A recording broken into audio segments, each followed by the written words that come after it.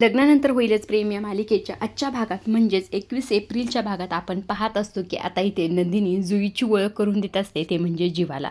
जीवा, तुम्हाला माहिती आहे का, ही जुई दिवसभर गजरे विकते आणि त्यानंतर खरं तर ती तिच्या मावशीला मदत करते. पण माहिती आहे का जीवा, हिला खरं तर मला शाळेत पाठवायचा, ही जी शाळा चुकते तेव्हा जुई म्हणते, अहो त्याची काळजी तुम्ही नका करू, माझी शाळा सुरू झाली. तेव्हा नंदिनी म्हणते, काय सुरू झाली आणि कशी आणि कधी जातेस तू? तेव्हा जुई म्हणत असते, अहो मी ना संध्याकाळी जाते. जेव्हा तुम्ही मला हे सगळं काही बोललात ना, किंवा मजुरी वगैरे, बालमजुरी वगैरे, हे सगळं काही मी मावशीला सांगितलं. नंतर मावशी फार घाबरली आणि तिने मला रात्रीच्या शाळेत टाकलं. तेव्हा नंदिनी म्हणते, अरे वा, मस्तच की, छान झालं, असंही ते म्हटलेली असते. तितक्यातच खरं जुई म्हणते, गजरे घ्या की मग काका. तेव्हा जीवा म्हणतो, बरं ठीक आहे, दे गजरे, असं म्हणून गजरे देते. तेव्हा ती साबण पण देते. साबण घेता का? तेव्हा जीवा म्हणतो, काय तू साबण पण विकते? तेव्हा जुई म्हणतो, हो, कारण की दोन्हीत पण सुगंध सारखाच असतो ना. अहो खूप छान साबण आहे, अत्तरासारखा त्याचा वास येतो, असं ते म्हटल्याबरोबर लगेच इथे जीवा थोडा शांत होतो आणि जुईला हळूच म्हणतो, एक मिनिट जुई, मला एक सांगते का, इथे कुठे तू अत्तर विकणारी एक म्हातारी बाई पाहितलीस का, असं इथे जुईला विचारलेला. आता इकडे बाजूला म्हणत असतो, तू मूर्खस का रे, एवढ्या मोठ्या मोठ्या गोष्टी करतोस आणि रम्याचा विषय आला की तुझं डोकं बधीर होतं का, असं इथे म्हटल्याबरोबर विजय म्हणत असतो, नाही, तुमचा खेळ माझ्या आता लक्षात आलाय ना, म्हणून एवढ्या चांगल्या घरातला मुलगा, तो एवढ्या चांगल्या आईवडिलांचा मुलगा असल्या चिप गोष्टी करतोस का, असं इथे म्हटल्याबरोबर थोडं पार्थला राग येतो बरं का. पार्थसुद्धा त्याच्याकडे धावतच जातो. तेव्हा इथे येतो, म्हणत असतो, आईवडिलावर जायचं नाही बरं का. तेव्हा विजय म्हणतो, तू सुद्धा रम्याच्या नावावर गोष्टी खपवायच्या नाही. तेव्हा इथे पार्थ म्हणत असतो, तेवढाच तुझ्या बायकोचा तुला पुळकाय ना, तर तुझ्या घरी जा, तुझ्या खोटारड्या बायकोला घेऊन आणि तिथे तिचे लाड कर. तेव्हा विजय म्हणतो, हो, लाड तर करीलच, पण तोपर्यंत माझ्या रम्याला कुणी त्रास दिला तर याद राखा, एकाला सोडणार, असे विजयने म्हटल्याबरोबर पार्थ देखील चिडतो. तेव्हा इथे पार्थ चिडलेला असतो, त्याचबरोबर विजय देखील चिडतो. तेव्हा या दोघांचं कॉलरला पकडूनच भांडण लागलेलं असतं. तेव्हा माननी त्यांना सोडवण्याचा प्रयत्न करत असते, त्या दोघांना बाजूला करते आणि पार्थला म्हणत असते, पार्थ काय चाललंय तुझं, अरे तुझी बायको प्रेग्नेंट आहे, कशाला तमाशा करतोस उगं, शांत बस. तेव्हा वसूसुद्धा म्हणते, आणि हा खरं तर आपल्या घरचा जावाई आहे, याचं तरी भान ठेवा, असं इथे म्हटल्याबरोबर पार्थ म्हणत असतो, वसू त्या तुझ्या वयाचा मान राखतोय बरं का, पण लक्षात ठेव, हा माणूस इथून पुढे आपल्या घरात नाही पाहिजे मला, असं इथे म्हटल्याबरोबर रम्या म्हणत असते, का पार्थ का नाही येणार तो या घरात, तो माझा होणारा नवरा आहे आणि या घरचा जावई, त्यामुळे तो तर इथे येणारच ना. तेव्हा इथे काव्या म्हणत असं, रम्या तू तर शांतच बस गं, त्या दिवशीची मारलेली थापड तुझ्या लक्षात नाही वाटतं. तेव्हा रम्या म्हणते, अगं काव्या, तू प्रेग्नेंट आहेस ना, त्याच्यामुळे तुझ्या बाळाला त्रास होईल ह्या सगळ्या गोष्टीचा, असं इथे म्हटल्याबरोबर पार्थिच्यावर ओरडतच येतो, आमच्या बाळाबद्दल तू शब्दही बोलू नकोस, असं इथे चिडलेला असतो. तेव्हा माननी म्हणते, पार्थ अरे शांत बस, जाऊ दे, आणि वसवात्या तुम्ही विजयरावांना तुमच्या खोलीत घेऊन जा बरं.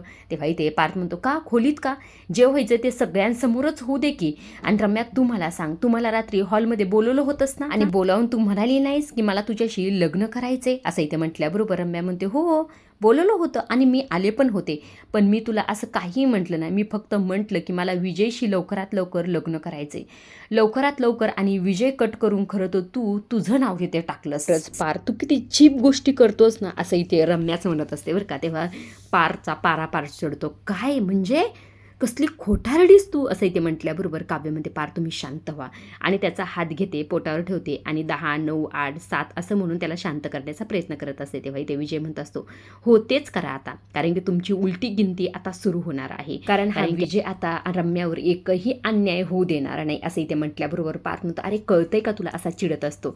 तेव्हा इथे माननी म्हणत असते, पार्थ तू शांत हो आणि काव्याला घेऊन तुझ्या रूममध्ये घेऊन जा. तेव्हा पार्थ म्हणतो, अगं आई काय करतोय बघ ना हा. तेव्हा मानन म्हणते, मला काही माहीत नाही पार्थ, तू आत्ताच्या आत्ता तुझ्या बायकोला घेऊन रूममध्ये घेऊन जा. आता पार्थ ते काव्याला घेऊन जातो. तेव्हा इथे मानन म्हणत असते, विजयराव हे सगळं काही झालं का ते मला अजिबातच आवडलेलं नाही, मला आता खरं तर काहीच ऐकून घ्यायचं नाही, मात्र तुम्हाला बऱ्याच गोष्टी आधीच्या माहीत नाहीत, त्यामुळे खरं तर या विषयावर आता न बोललेलंच बरं, तुम्ही इथून गेलात तरी चालेल, असं इथे म्हटल्याबरोबर वसूसुद्धा म्हणते, विजयराव तुम्ही आता खरंच जा इथून, आपण नंतर बोलूया, असं म्हणून माफी मागत असते विजयची. तेव्हा इथे रम्या म्हणते, आई तू कशाला माफी मागतेस, खरं तर मी माफी मागितली पाहिजे, विजय खरंच मला माफ कर. तेव्हा विजय तिच्याकडे जातो, तिचा हात हातात घेतो आणि म्हणत असतो, रम्या काळजी करू नकोस, जेव्हाही तुला गरज पडेल तेव्हा मला फोन कर, सगळं सोडून मी तुझ्याकडे येईल, असंही ते विजय म्हटलेला असतो. आता रम्या तरी ते फार खुश असते बरं का. मात्र इकडे माननीला आणि त्याचबरोबर मिथून जे असतात, मिथूनला ह्या दोघींचा खेळ चांगलाच माहीत असतो. आता इकडे दुसऱ्या बाजूला जुईला जीवाने विचारलेलं असतं, अत्तरबाई वाली बाई पाहितलीस का? तेव्हा जुई म्हणते नाही, म्हणजे मी इथं अत्तरवाली बाई वगैरे नाही पाहितली, आणि मी जर एकदा पाहितलं ना तर माझ्या बरोबर लक्षात येतं, त्यामुळे खरं मला माहिती आहे नाही पाहितले मी इथं. काय झालं, तुम्ही का टेन्शनमध्ये असे ते म्हटल्याबरोबर नंदिनी म्हणत असते अगं काही नाही गं, ते सोड, जाऊ दे, तुझी मावशी कुठे सांग बरं मला, असे ते म्हटल्याबरोबर जुई तुम्ही असे मोठे माणसं काय करता काय माहीत, लहान पोरांना असं का करत असता तुम्ही, सांगा की काय टेन्शन आहे नेमकं, असंही ते म्हटल्याबरोबर जीवा म्हणत असतो अगं काही नाही गं, तुझ्या कामाचं नाही, तुला जा, तुला रात्री शाळेतसुद्धा जायचे ना रात्रीच्या, जा तू शाळेत जा, असं म्हणून जीवा साईडला बसतो. मात्र ही जुई काय मागं हटत नाही. जुई परत इथे जीवाकडे जात असते आणि त्याला म्हणत काका सांगा की कशाला युटर्न मारताय उगज, काय सिक्रेट आहे सांगा ना प्लीज. तेव्हा जीवा म्हणतो असतो खरंच नक्कीच तू एक नंबरची, नाही ऐकणार तू, आहे का नाही, बरं ठीक आहे तू ऐक, असं म्हणून हळूच तिला सांगत असतो तुला माहिती आहे का इथे खरं तर एक किडनॅपिंगचं रॅकेट सुरू आहे, लहान मुलांना ते किडनॅप करतात, म्हणजे एक अत्तरवाली बाई येते आणि त्यांच्या आईवडिलांना अत्तर सुंगायला देते, वास घ्यायला देते, त्यांना बेशुद्ध करते आणि त्यांच्या लहान बाळाला किडनॅप करते. उद्या खरं तरी इथे जवळपास तसंच काहीतरी होणार आहे, इथे जवळ नाही का एक पाळणाघर, असं इथे म्हटल्याबरोबर जी काही जुई असते ती म्हणत असते ममता पाळणाघर. आता जुईच्या तोंडातून हे शब्द ऐकल्यानंतर खरं नंदिनी तिच्या जवळ बसते आणि तिला म्हणत असते तुला कसं काय माहिती आहे ममता हे पाळणाघर. तेव्हा जुई म्हणते अहो मी पाहितलं ना, अशी लहान लहान मुलं घेऊन त्यांच्या आई वडील जात असतात संध्याकाळी, आणि तुम्हाला म्हटलं ना मी एकदा बघितलं मग पक्क लक्षात राहतं माझ्या, पण त्या ममताई पाळणाघराचं काय झालंय नेमकं सांगा की मला. तेव्हा जीवा म्हणतो सारे काय आहे ना, आमचा उद्या अंदाज आहे की त्या ममताई पाळणाघरातून एका लहान मुलाला किडनॅप करणार आहेत, असं इथे म्हटल्याबरोबर जी काही नंदिनी असते ती म्हणत असते आणि त्या हत्तरवाल्या बाईला आपण जर पकडलं तर खरं तर आपण त्या मुलांना आणि जे काही पहिले किडनॅप झाले त्या मुलांना सगळ्यांनाच आपण पकडू शकतो, असं इथे नंदिनीने सांगितलेलं असते. तेव्हा इथे जुई म्हणत ती किडनॅपिंग करणारी नाही का बाई, ती खरं जास्तच दिसते, म्हणजे ती साधी सुधी दिसत नाहीये, तिला जर पकडायचं असेल तर तिच्यापेक्षा जास्त हुशारीने विचार करून आपल्याला तिला पकडायला हवं. तेव्हा इथे जीवा म्हणत असतो तू ना या गोष्टीत अजिबात पडू नको, तुझी मावशी वाट बघत असेल, तू आता जा, असं इथे म्हटल्याबरोबर जुई म्हणत असते तुम्ही मावशीची नका चिंता करू, तुम्ही फक्त या गोष्टीची चिंता करा की उद्या जर ती अत्तरवाली बाई तुम्हाला मामू बनवून गेली तर. तेव्हा लगेच जीवा म्हणतो त्याची काळजी तू करू नको, आम्ही बघून घेत. आता लगेच जुई नंदिनीला म्हणत असते ताई अहो मी काय सांगते ऐका तरी ना, उद्या तुम्ही काय करा म्हणजे दोघे मला तिकडे पाठवा पाळणाघरात, म्हणजे ती बाई जर मला पकडलं, त्या बाईने मला धरलं तर तुम्ही लगेच तिला धरू शकता ना, असं इथे म्हटल्याबरोबर नंदी आणि जीवा दोघं म्हणतात नाही या भानगडीत खरं तर जुई तू अजिबातच पडू नको. मात्र इथे जी काही जुई असते ती म्हणत असते ताई माझं ऐका ना, मी काय म्हणते ऐका तरी ना.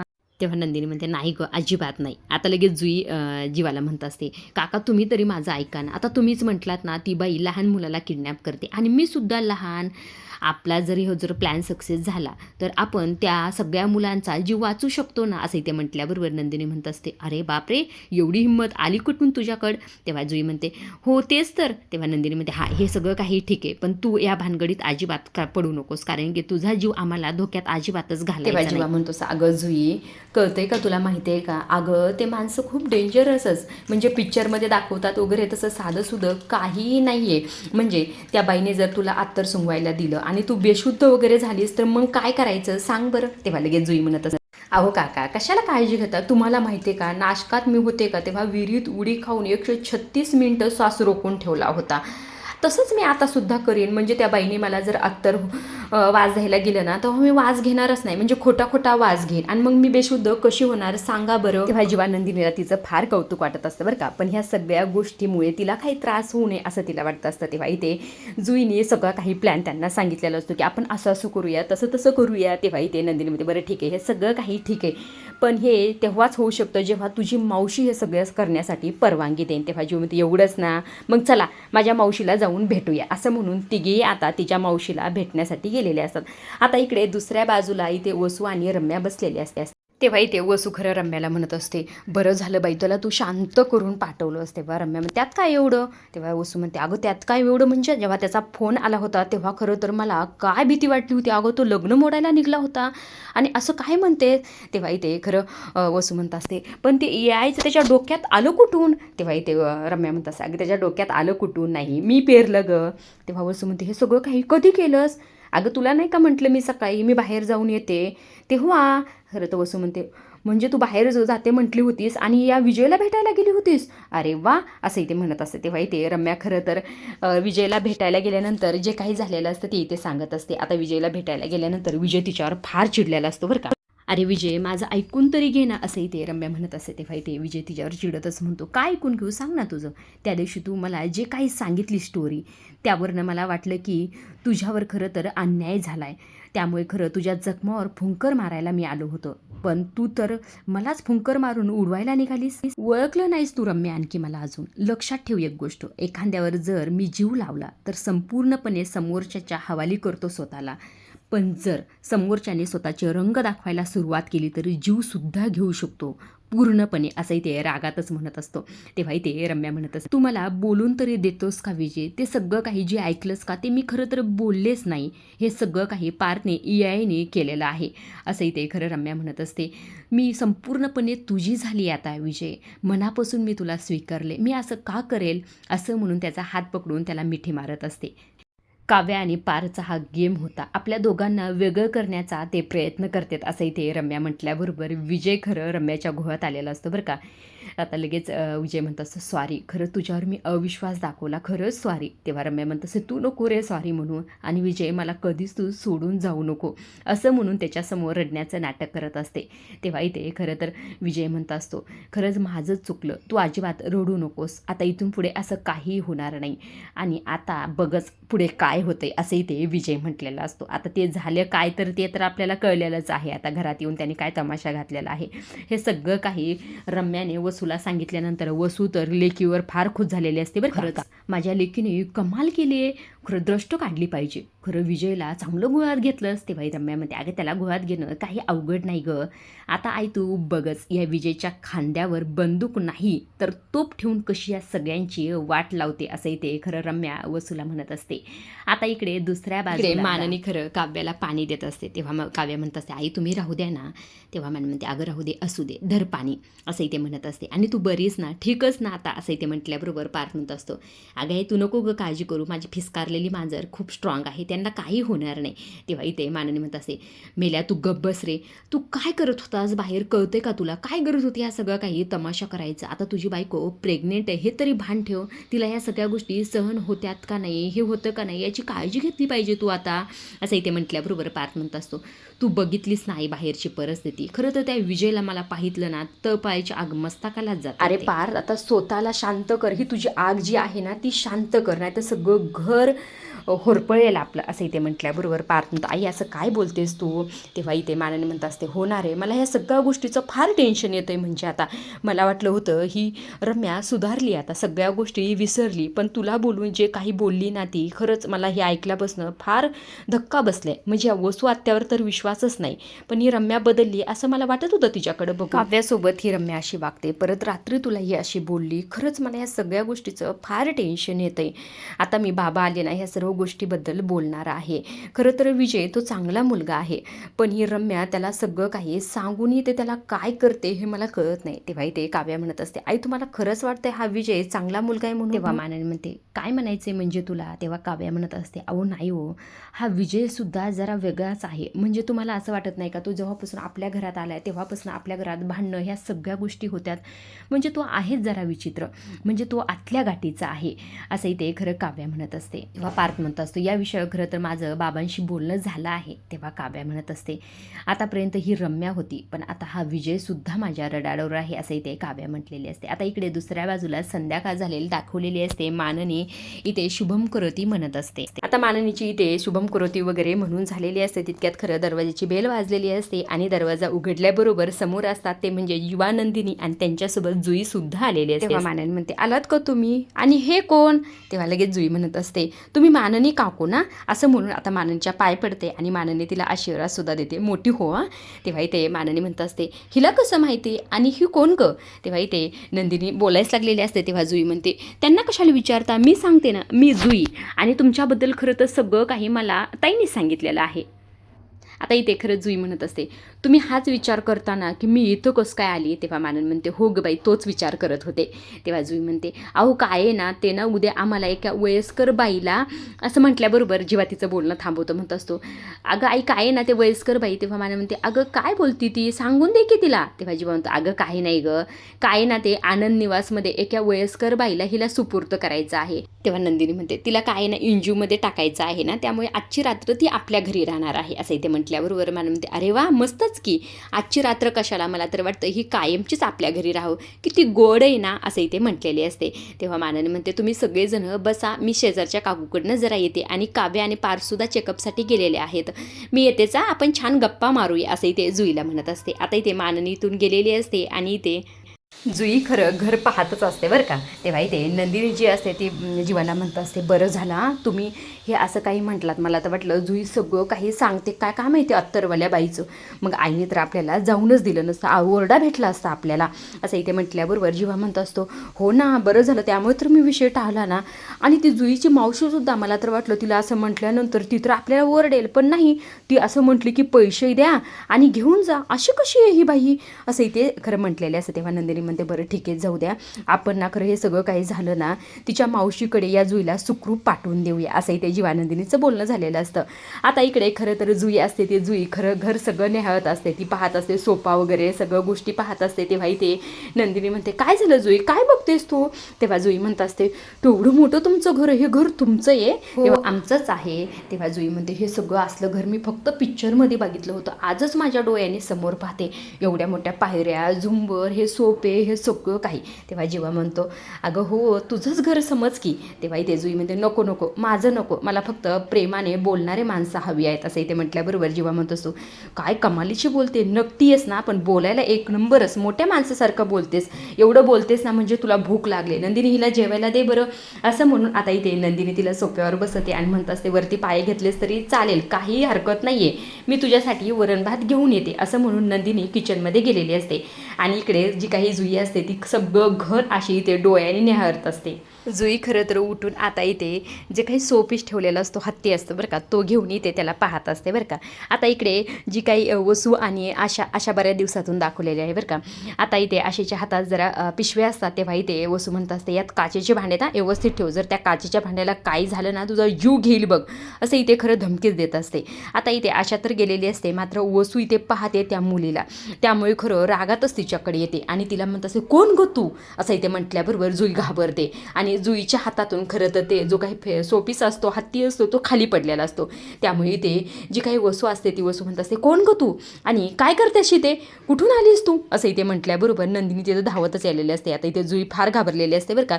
तेव्हा इथे नंदिनी म्हणत असते अहो वसू त्या काय करताय तुम्ही, जरा हळू ना, ती घाबरली ना. तेव्हा वसू म्हणत असते काय घाबरली, अगं तिने एवढा महागडा शोपीस फोडलाय आणि ही कोण आहे मुलगी, कुठून आणलीस तू असं ते म्हटल्याबरोबर नंदिनी फार चिडते बरं का. उसवा आत्या तुम्ही शांत व्हा, आणि कुठून आणली काय चाललंय तुम्ही, मी घेऊन आले तिला आणि ती भिकारडी वगैरे अजिबातच नाही, जरा नीट बोला. अहो ती कुठं काय चोऱ्या करून पैसे आणत नाही, ती खरं तरी ते गजरे विकून स्वतःच्या मावशीला मदत करते. तेव्हा लगेच वसू म्हणत असते हो का, म्हणजे आता तुला मुलगी होणार नाही, म्हणजे तू आई होणार नाहीस म्हणून अशी भिकारड्या पोरगी रस्त्यावरच्या पोरी तू घरात घेऊन येणार आहेस का असं इथे म्हटल्याबरोबर लगेच जी काही वसू असते वसू लगेच इथे आशाला आवाज देते आणि म्हणत असते की या पुरीचं सामान घे आणि आत्ताच्या आत्ता तिला घराबाहेर काढा असं इथे वसू म्हटल्याबरोबर जी काही नंदिनी असते नंदिनी तर फार चिडलेली असते. वसू आत्या तुम्ही गप्प बसा आता, आणि काय लावले मगापासून भिकारडी वगैरे काय चाललंय तुमचं हे सगळं काही, ती घाबरते ना तुम्हाला कळतंय का. तेव्हा इथे वसू म्हणत असते म्हणजे तुम्ही वाटेल ते कराल, म्हणजे बाहेरची ही भिकारडी रोगराई तुम्ही घरात घेऊन येतात आणि तुम्हाला काही बोलायचं सुद्धा नाही, आणि हा जे काही ते सोपीस तिने फोडलेला आहे याची भरपाई कोण करणार आहे असे ते म्हटल्याबरोबर नंदिनी म्हणते मी करते त्याची भरपाई, त्या वस्तूपेक्षा जरा माणसांना किंमत देत जा, काचेपेक्षा जास्त मूल्यवान असतात ते असंही ते म्हणत असते. तेव्हा वसू म्हणते हो का, असं करायचं का आता असे ते म्हटल्याबरोबर जीवा म्हणत असतो जुई तू चल आपल्या रूममध्ये मी घेऊन जातो चल असे ते म्हटल्याबरोबर वसू म्हणतात आता काय तिला रूममध्ये घेऊन जाणारच का, अरे रस्त्यावरची भिकारडी पोरगी ती, तुम्हाला कळत कसं नाही असं इथे म्हटल्याबरोबर नंदिनी म्हणत असते बस करा तुमचं बोलणं हे सगळं काही, आणि ती आमचीच आहे, रस्त्यावरची वगैरे कशाला बोलताय, माझी मुलगीच समजा तिला असं इथे म्हटल्याबरोबर लगेच वसू म्हणते हो का, अच्छा म्हणजे तू आता आयुष्यभर आई होणार नाहीस हे मान्य केलंस असं इथे म्हटल्याबरोबर जीवाचा पारा चढलेला असतो, आत्या असं म्हणून जोरात वरडलेला असतो बरं का. तेव्हा नंदिनी ते जीवाला शांत करत असते. आता लगेच वसू इथे आशावर राखडते, अशा माझं काय थोबाड बघत बसलीस, हे उचल सगळं काही असं म्हणून तिथून निघून जाते. आता इकडे जुई फार रडत असते बरं का. तेव्हा जेव्हा नंदिनी तिला समजवण्याचा प्रयत्न करत असतात तेव्हा जेव्हा म्हणतो असतं आमची नकटी इतकी बहादूर आहे आणि अशी रडत असते का. तेव्हा इथे जुई म्हणत असते माझ्यामुळे तुम्हाला बोलणे बसले ना. असं नंदिनी ताईला का म्हणाले ते. मी जाते माझ्या घरी असं इथे म्हटल्याबरोबर नंदिनी म्हणते अगं असं काय करते जुई. खरं तर आम्ही त्यांच्या बोलण्याकडे लक्ष देत नाही. आम्ही त्याला सिरियसलीच घेत नाही गं. जाऊ दे ते नेहमीच बोलत असतात. तेव्हा हो का खरंच असं ते म्हटल्यावर नंदिनी म्हणते हो ग बाई खरंच. असं म्हटल्याबरोबर शेवटी आता जुई स्वतःचे डोळे पुसते आणि म्हणत असते मी सुद्धा त्यांना सिरियसली नाही घेणार. तेव्हा जीवा म्हणतो बरं ठीक आहे आता आमची खोली पाहिजे का तुला. तेव्हा जुई म्हणते कुठे तुमची खोली. तेव्हा लगेच जीवा बोट दाखवून म्हणतो बघ ही इकडे खोली आहे आमची. असं इथे म्हटल्याबरोबर जुई जी असते जुई धावतच आता इथे जीवा नंदिनीच्या खोलीकडे आलेली असते. खोलीत आल्याबरोबर खरं तर इथे एवढी मोठी खोली इतकी छान सुंदर खोली पाहून इथे जुई फार खुश झालेली असते.